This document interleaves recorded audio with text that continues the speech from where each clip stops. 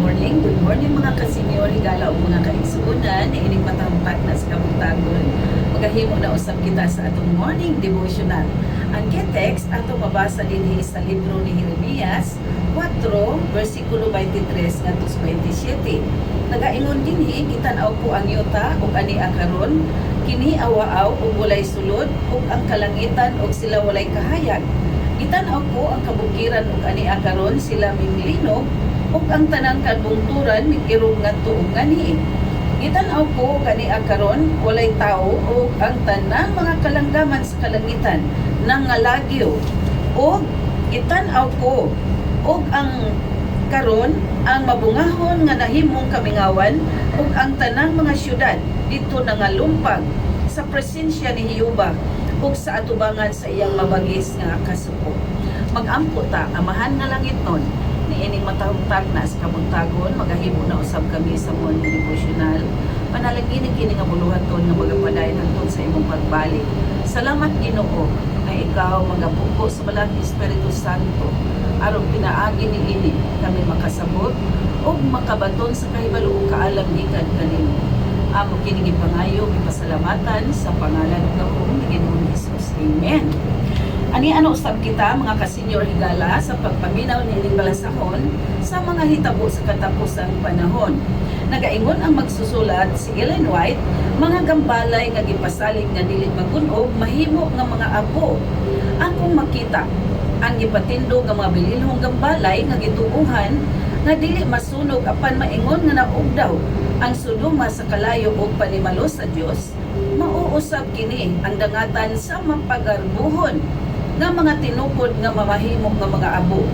Ang nag-ulo-ulo nga mga bantay sa tawhanong pagkadako nangalugot diha sa abo bisan sa dili pa moabot ang dako nga kalaglagan sa kalibutan. Ginakuha na sa Dios ang iyang espiritu gikan sa daotang mga dakbayan nga nahisama na sa mga dakbayan sa wala pa ang lunok sa Sodoma o Gomora. Mahalon mga lunok ug ang sa Sodoma o Gomora.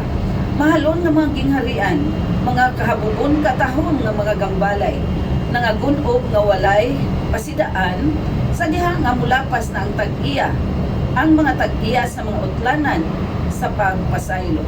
Ang kalaglagan sa harianong mga gambalay nga gituuhang dili masunog, pinaagi sa kalayo nagapakita kung unsa lang kadali lumpagon ang matahon nga mga tinukod sa Dios. Magapadayon gihapon pagtukod ang katawhan ug mga gambalay nga mogasto og minilyon nga salapi ilang gisiguro pag-ayo ang kalikon sa mga patukuranan ug ang katahom sa pagtukod niini. Apan ang Ginoo nagaingon kanako nga bisan pa talagsaong kalikon ug kamahal sa pagkatukod mahisama gihapon kini sa gidangatan sa templo sa Jerusalem. Mga hinigugma kong mga kasenyor, higala og mga kasilinganan, kaigsuunan, nakita nato o nadunggan nato ang mga talambagan karon nga diin makahatag unta ka nato kaalam. Sama nga niya sa ako ang likuran, ani adinihim mga maanindot kaayo nga gambalay nga ginatukod nga daghan kaayo ang kahayag o ang gasto daghan kaayo minilyon. Apan ingon dinhi kani sila mahimo gihapong mga abo sa umalabot nga mga adlaw tungod sa kadautan sa mga katawhan. Busa ang panimalo sa Dios o ang iyahang pagbalik adunay makatalagmanon nga mga panghitabo sa kalibutan nga mapariha unya sa Sodoma o Gomora nga gilaglag sa Ginoo sa kalayo tungod sa pagkadautan niini.